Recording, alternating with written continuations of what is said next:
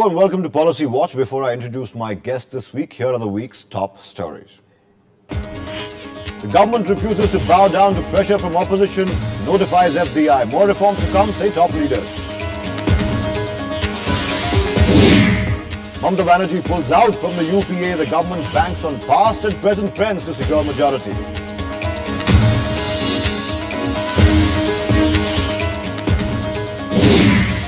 The RBI cuts CRR by 25 basis points. Welcome step, says the government. Industry, however, wants more.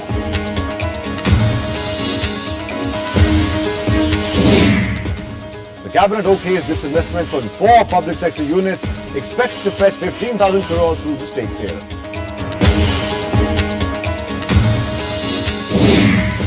And Vodafone says it's ready to pay 8,000 crore in tax if the penalty and interest are waived.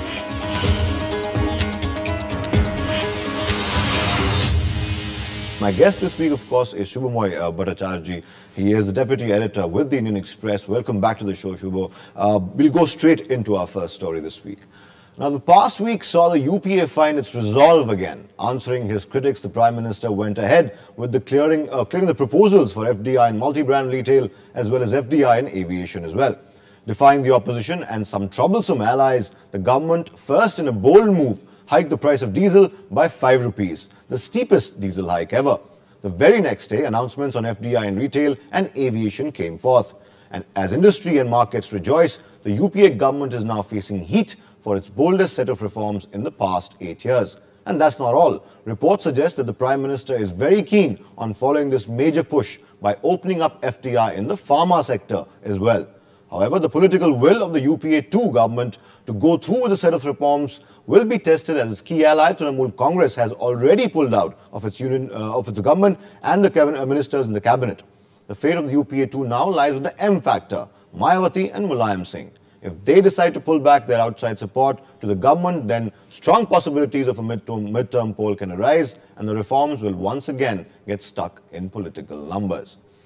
Now, sure.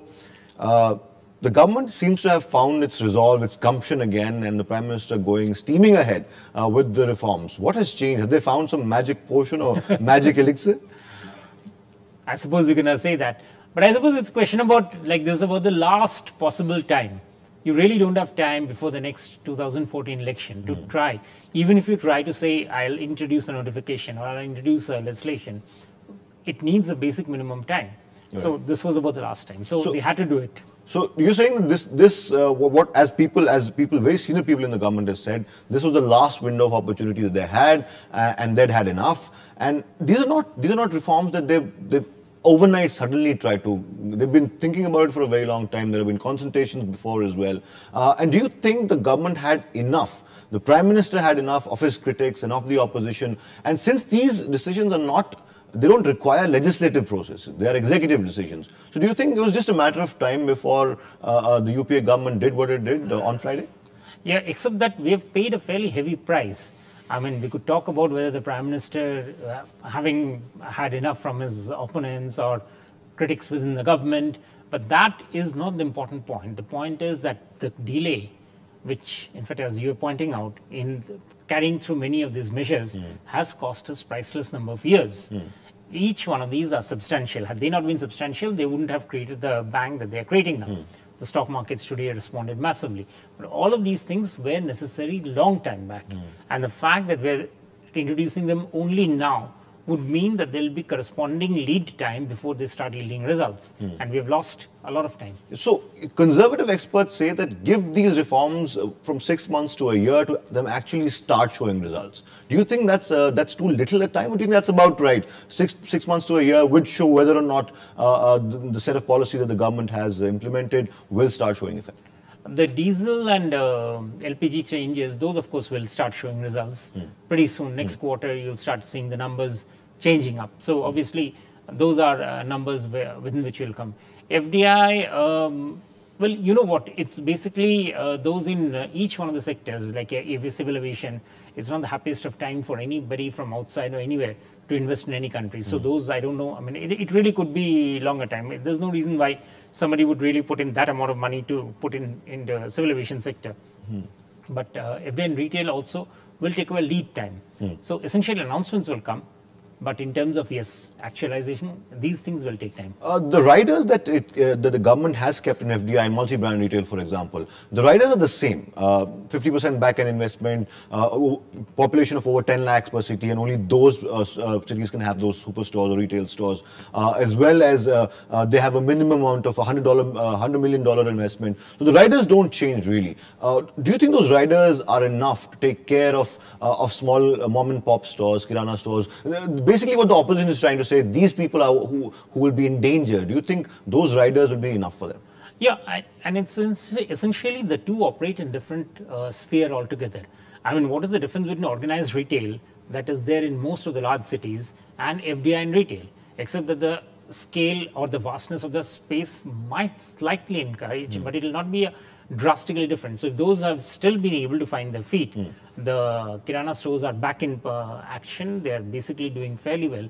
And if they are doing not well now, that's not simply because of any organized retail, it's simply because the economy is not doing well. So those are factors which any economy will be moving out. Right. I mean, did we kill the small scale, say, industry after the large industry came into the small scale sector? Nothing of the sort. The small industries, small and medium enterprises have actually flourished. So there is no reason why this one is a separate hothouse plant. I want to talk about the diesel hike as well, but before I do that, I have one last question on FDI and retail. Do you think the government played sort of a master stroke when it left the decision to the states on whether or not to implement it or not? In that sense, they say that, look, we bought the reforms, it's up to the states to actually implement it or not. And most of the Congress-ruled states will implement it, perhaps with the exception of Kerala. But do you think leaving it up to the states was the right decision? Yeah, I suppose so. But in any case, it would have been, because Shops and Establishment Act, under which this thing comes along, is in any case administered by state government. And even if the centre had not said it in so many words, it still would have meant that the state governments would decide on it. Coming to the diesel hike now, steepest ever diesel hike, 5 rupees last year. There is no signs of a rollback either that the government is looking at right now. Right decision, delayed decision, but right decision. Yeah, and also a much more tough decision, because this would mean that you would now have to keep on correcting it. I mean, if the amount of difference between diesel that we sell and diesel at which it should be sold is so high that there is a need for successive correction for it to be anywhere near out of the troubled zone that it has created for the economy. And that is a much more difficult thing, because every time you do that with the diesel prices, there would be somebody or other jumping up to say not again. And given the fact that this is coalition, the next one could also be a coalition, so it could be quite easily somebody saying, we don't want to go ahead with it. I was speaking to a senior left leader, in fact, several left leaders who I interact with, and they keep harping on one thing, that the under-recoveries that the government talks about, the OMCs talk about, they are presumptive losses. They're not really losses, and the government is trying to con people by saying we're in a bad state. Would you agree with that? I mean, what's presumptive? And it comes out in the balance sheet. This I mean, every time a diesel bunk opens up and disburses an amount, a liter of diesel, there is a short. There is something that is falling short. They are selling it below the market price. So there's nothing presumptive about it. The presumption is about the people saying that this can be continued indefinitely as a headroom on the government, as a liability which the government can afford to sustain. Right. Subhomoy, now there are reports suggesting that because this particular push in FDI and retail and FDI and aviation, also the diesel hike, now the government, especially the Prime Minister, is extremely keen on pushing more sets of reforms. We've heard reports about the reforms in the pharma sector. FDI in the pharma sector might just come in soon. Consultations have already happened. We also are hearing about the land acquisition bill and consultations on that as well. Do you think the Manmohan Singh government is going all in, going all out? Like you said, this is the time right now, and they're taking out all the races at once? Yeah, except that, you even for anything, you need to know what you are exactly putting out. Sectors like FDI and insurance, I definitely don't think it's happening till you get parliamentary majority. Ditto for pension. I mean, the government can have the bluster, but after all, it should show that it has the numbers to push it through. It would need either the BJP or somebody else to come in to say, I also support it. So I don't see that happening. The land bill also has to be tabled and then passed. And there are lots of discordant voices around it. So legislative agenda, I don't see really happening. Right. Executive agenda, yes.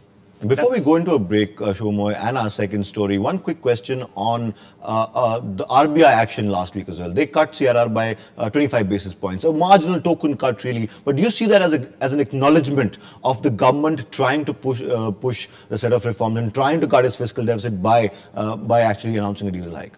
No, not this CRR cut. The reason for that is the RBI differentiates between monetary policy issue and liquidity issue. There is a liquidity problem which tends to tighten up. This one was just to ensure that liquidity flow continues. The interest rate issue is a different thing, and on that RBI says we still need to watch and see how it is panning out. And how growth revives. Right. That is exactly our second story, but that's after the break. Don't go anywhere. More with Subhomoy Bhattacharjee on the other side of this break.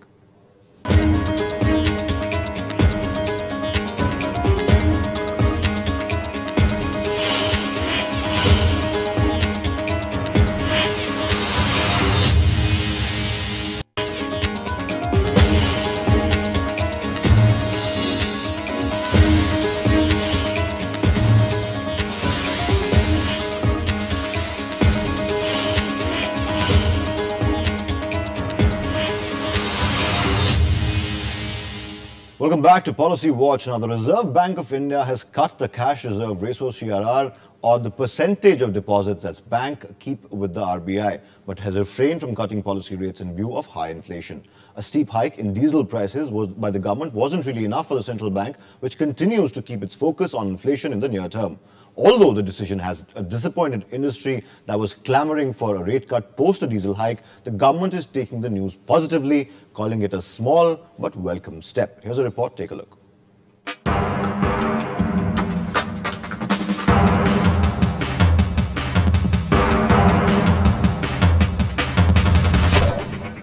Interest rates were left unchanged by the Reserve Bank of India except for the cash reserve ratio CRR, which was cut by a token 0.25%.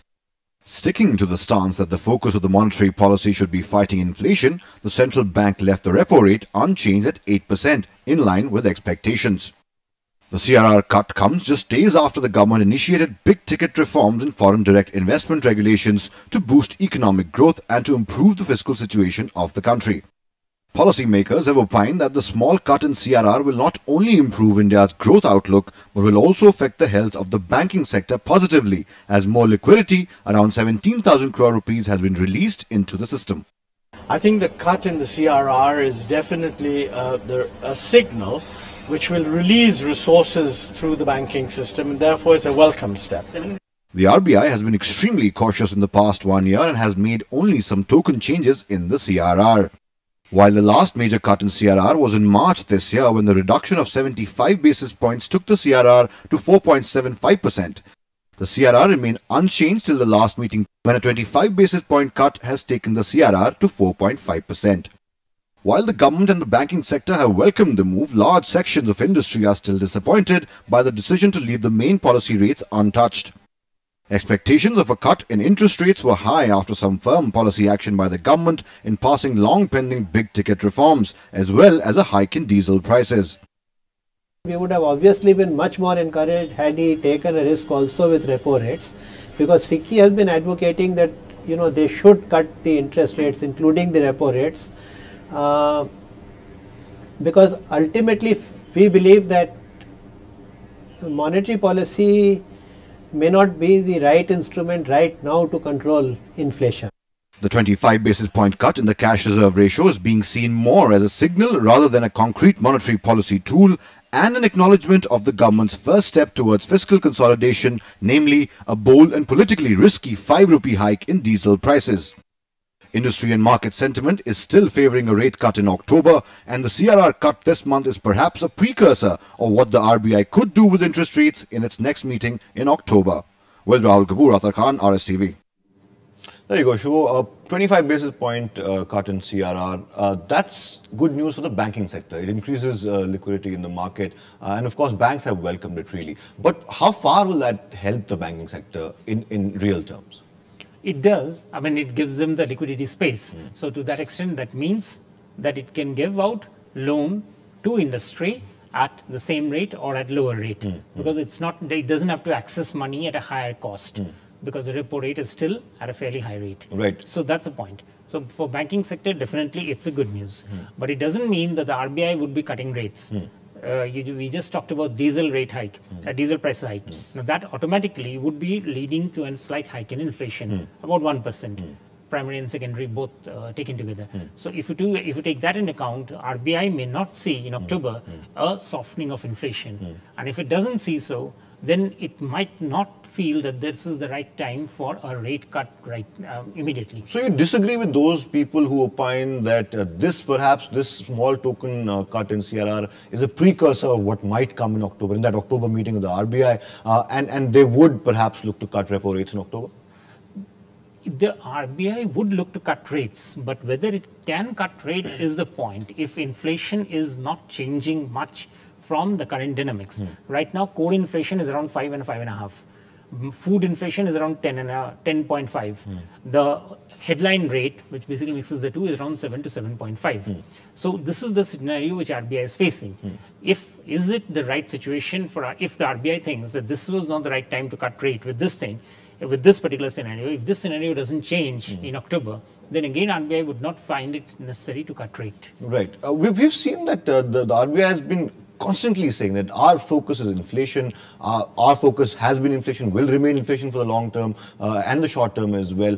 We've seen also that Governor Subbarao is also very reluctant to commit to a rate cut either in October or perhaps after that.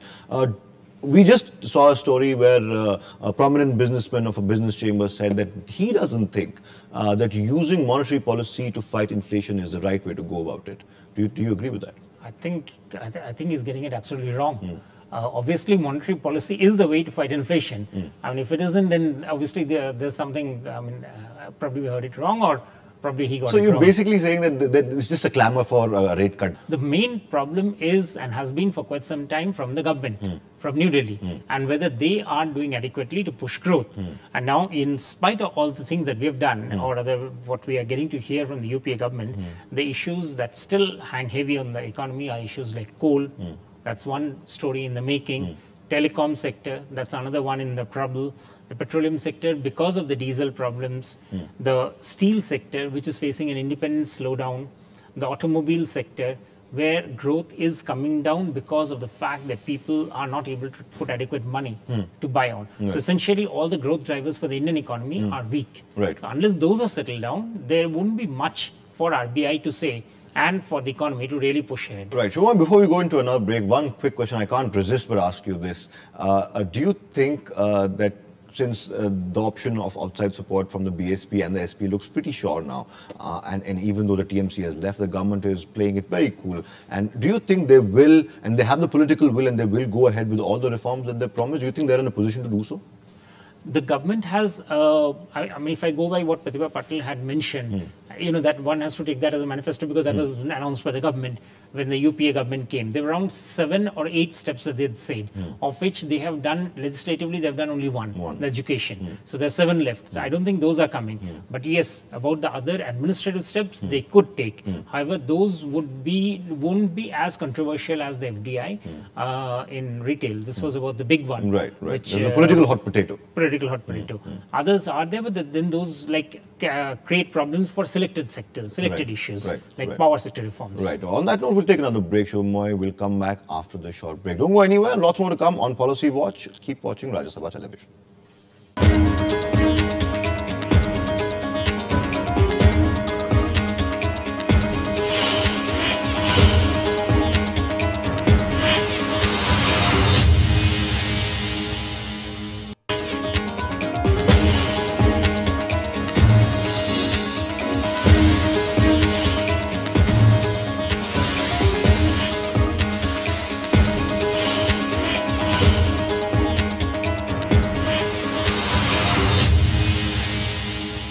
Welcome back to Policy Watch. Now, our third story this week. The government last week also gave its nod for divestment in 4 PSUs, which include Hindustan Copper, NALCO, MMTC and Oil India Limited. The government now plans to raise 15,000 crore from the sales of the shares of these companies. Policy Watch spoke to the former Chief General Manager of India's largest lender, SBI, on the issue. Take a look.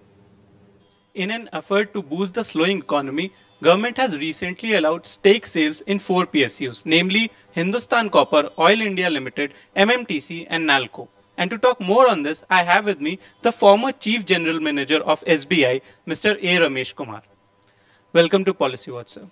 Given the fact that none of these PSUs are big tickets, how do you see the response to these stake sales? Let me say that these reforms, and particularly the disinvestment move, was long overdue. The government needs to correct the imbalances to meet the deficit and the gap. So, prima facie, this is something which was a welcome move. Now, when you look at the companies which have been identified for disinvestment, they are primarily commodity players. For important commodity players, where the government has very sizable stake already, maybe 99% plus in some cases, a little less in one case. So the government is really doing the first step in the disinvestment in these companies. Government aims to raise rupees 15,000 crore from the sales of these shares of these companies. But last year, the government could only manage to raise around rupees 14,000 crore against a divestment target of rupees 40,000 crore. Do you think the government in its calculations is very positive and optimistic? Well, this year the government's target itself is a little more modest at 30,000 crores.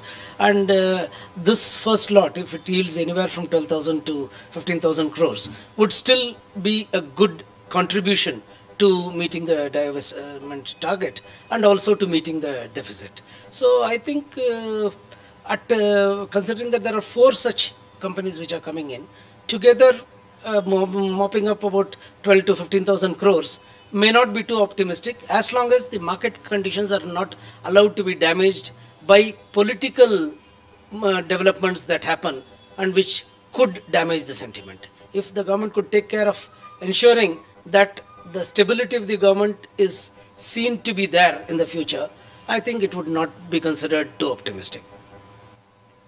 Big ticket companies like NTPC and SAIL are still waiting for a decision on divestment. By when do you see that decision coming? Of course, this first round, I think, is an acid test. If this succeeds, even in a reasonable measure, I think other such disinvestments should follow and follow more successfully. I mean, ultimately the catch is how healthy the markets are. Absorbing a 15,000 crore amount of issue is no big deal for the markets. If the sentiment is strong, it is positive, and the future outlook is seen as improving and not deteriorating. The first set of measures have initially created that feel-good factor, but it is very important to ensure that the feel-good factor is nurtured and allowed to grow so that the follow-on rounds would be much better. So just one last question. If for the benefit of our viewers, you can explain how important is divestment in the current economic situation and how will it help the sluggish economy? Yeah, one of the most important fundamental weakness which needs to be addressed is the fiscal deficit and the current account deficit of the government.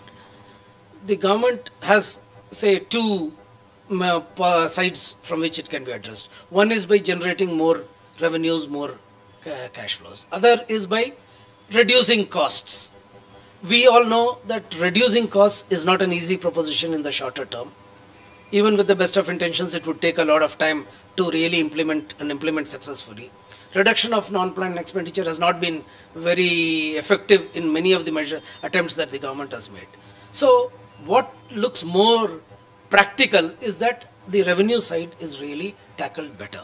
And for that purpose, we need to increase the tax revenues, better compliance, better growth rate which generates automatically a higher volume of taxes and duties, and the divestment which would give significant amounts to the government's kitty and bridge the gap in a very quick short-term measure. Thank you so much, sir, for talking to Policy Watch. That was Mr. A. Ramesh Kumar, who said that government has taken the first step towards divestment and there are many more steps to come.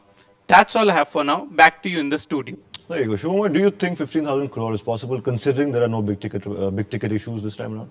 Yeah, it's definitely possible. And considering that this is going to be an offer for sale, which means essentially the big guys will be investing and buying into it. It's the retail guys come in much later. Right, right. On that note, Joe, I will end our program this week. Thank you so much for joining us on Policy Watch once again. That was Subhomoy Bhattacharjee, who was my guest this week. Our first story this week was the government's big bang. After months and months of speculation and opposition from even allies within the government did go ahead with the reforms. It remains to be seen whether or not FDI in aviation and multi-brand retail is just a start. But however, market and industry reactions are positive. Markets are jumping. Our second story this week on Policy Watch was the CRR cut by 25 basis points by the Reserve Bank of India. My guest Subhomoy Bhattacharjee thinks that it will depend on the inflation situation in October before the RBI takes any decision on interest rates. Our third story, of course, was the cabinet has okayed 4 PSUs to be disinvested as well. These, of course, will be from offer through sale or OFS. 15,000 crore, my guest thinks is possible because it's offer for sale. And as our other guests also said, that this is the first step of many stake sales that are supposed to come in public sector units by the government. That's all we have on Policy Watch this week. Till next time, Athar Khan saying goodbye, good night, and thank you for watching.